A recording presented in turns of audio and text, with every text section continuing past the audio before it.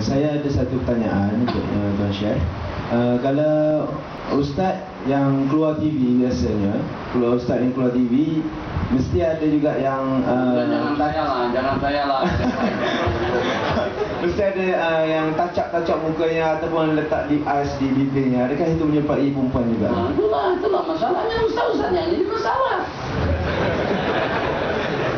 Dia mencantum bang. Jadi banyak masalah hukum itu terubahnya justru karena ustaz-ustaz dan ulama. Jadi posisi ulama itu memang tidak ada tandingannya.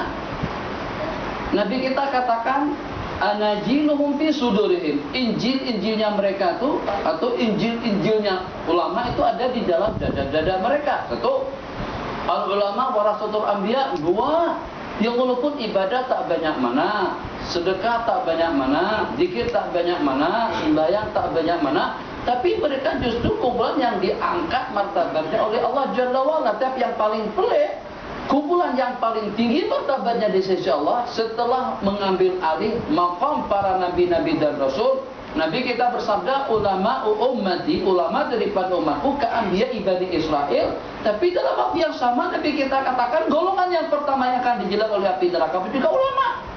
Nabi kita tak pernah kata artis atau atlet atau seniman, tak pernah. Awwalu ma yuhasabu awwalu ma yusa'aru bi naru jahannam. Yang pertama yang akan dijilat oleh api neraka seniman, tak ada atlet, tak ada pelakon, tak ada. Yang ada ulama.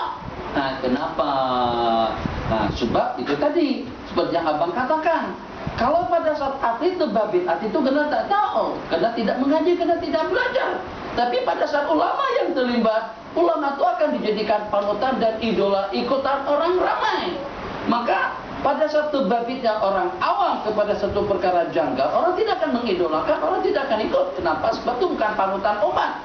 Tapi kalau pada saat ulama yang terbabit, ulama yang mengerjakan dalam bidang apa saja. Misal, pada saat kita di kampung-kampung, maka tuh guru kita meletakkan tangan ke sebelah kiri, Allahu Akbar, ada yang serong macam itu. Maka namanya juga santri-santri yang akan serong macam itu.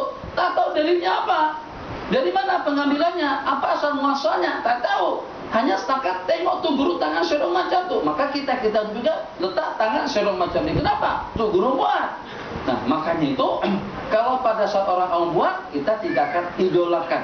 Tapi kalau tuh guru yang buat, kita akan ikuti. Sehingga samar benda tadi itu seolah-olahnya boleh-boleh saja dengan lipstiknya atau dengan hijaunya atau dengan berdaknya pada tuh tampil di TV supaya nampak kelihatan lawa, nampak kelihatan cantik. Kalau memang orangnya bodoh, nampak lagu mana? Bodoh lah. Kalau tanah jangan suruh dia ngajar di situ, jangan suruh dia sampaikan ceramah. Jadi kita tampilkan dia secara semula, jadi itulah aku. Nah, silakan. Sebab ilmu bukan dengan mulut, ilmu itu dengan keilmuannya, ilmu dengan ketakwaannya.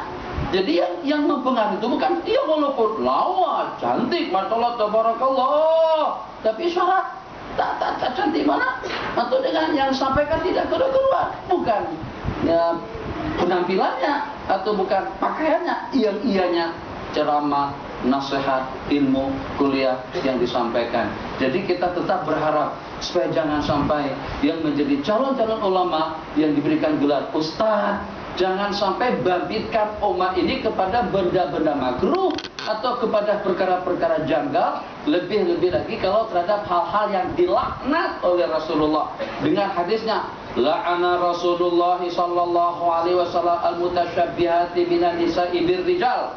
Nabi kita melaknat perempuan yang menyerupai kaum laki-laki dan laki-laki yang menyerupai perempuan daripada sudut apa saja. Pakaiannya, solekannya, perhiasannya. Nabi kita kata minyak harum laki-laki yang keciuman bau, kalarnya tak nampak. Perempuan yang kelihatan kalarnya, gincu kelihatan, bedak di pipi kelihatan merah di sini. Jangan laki-laki pakai bedak merah. Itu bukan hanya laki-laki baunya saja wangi, tapi dengan warna kalau tidak kelihatan.